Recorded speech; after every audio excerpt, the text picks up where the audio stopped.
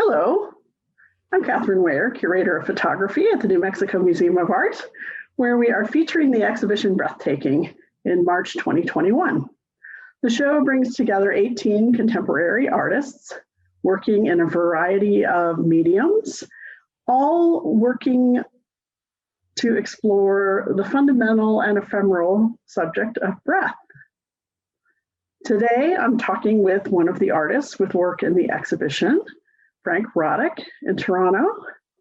And Frank is an artist who works with photography and digital media to create work that probes the recesses of the human psyche, bringing to light our hidden fears, desires, and demons. Frank, as a visual artist, how do you approach portraying subjects that are essentially invisible? I guess the first thing is I don't begin with photography as a recording medium. I see it like really any other artistic medium, which is it's an amphitheater for my imagination. And I guess the other thing is that using the image or imagery is as good a medium as any for portraying what's invisible, as long as you're not tied to the image literally. So I think that what's difficult to access about something that's interior is it's not only that it's interior, it's that things that are interior are often resist being accessed. So really what I do is I try to use the medium not just as a means of expression, but as a means of accessing those interior things. So it's actually the process of gaining access and then giving expression to what you find. But I don't know what I'm going to find before I actually start working.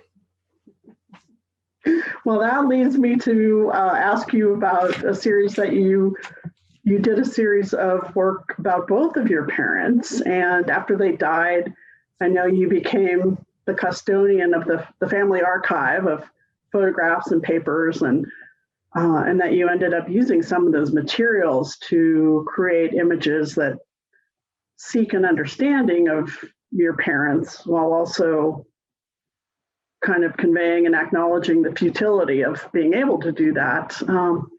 Tell us a little bit about the series you did of your father, one of which is in the exhibition, and how those family records helped you reach toward some kind of psychological truth or understanding or a way to talk about your relationships.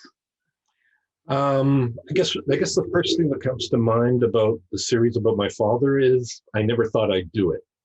I was pretty sure I'd do some work on my mother, but not my father. And my father died in 2004, and it wasn't really until more than 10 years later that I started working on these pictures. And really what I did was I found these old vernacular pictures of him I think the earliest was from the age of 3, 1922. A little kid standing in a photographer's studio with a teddy bear, all the way up to the picture that I took, which is of him on his deathbed. And what I did with 5 of those pictures, there's 6 in the series, the 5 previous to the one that you're exhibiting, I also incorporated text, and that text came from what were literally his last words, things he wrote down as he was dying. And then I sort of injected them into the images. So you wind up with that 3-year-old boy with the teddy bear with the words, "I am not ready to leave," interspersed, overlaid on that. So it was like the compression of time and a life. And the last picture, the one that's in your show, is the only picture that I started with that I actually shot myself. And I took it about an hour after he died. And it was about a little after 1 a.m. And the hospital was quiet, which is a pretty rare thing for hospitals.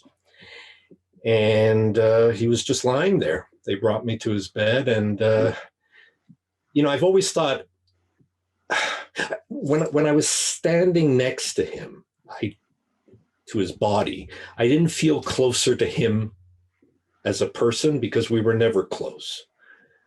But I felt closer to something big, something that seemed profound to me. And that was the feeling that, this person that I was just talking to a few hours earlier was no longer there, and yet something was there.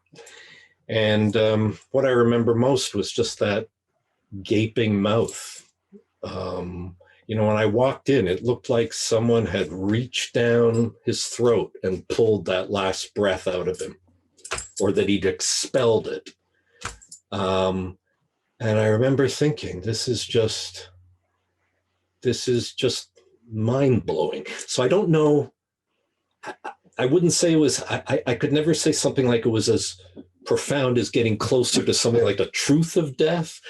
But I think the truth is at least the personal truth of my experience of that, which is that it just knocked my head back. And of course, these things intellectually, but then when you walk into the presence of it, it's something completely different. One of the things I found so arresting about that picture was that exhalation and that sense of the release of spirit and worldly cares and, all the tangled complexities of a life. Yeah. Well, Frank, thank you so much for sharing your thoughts and insights with us. And I hope some of you who are listening will have a chance to see the work in person at the New Mexico Museum of Art in Santa Fe, where it is on view through September 5th. Thank you. Thanks, Katherine.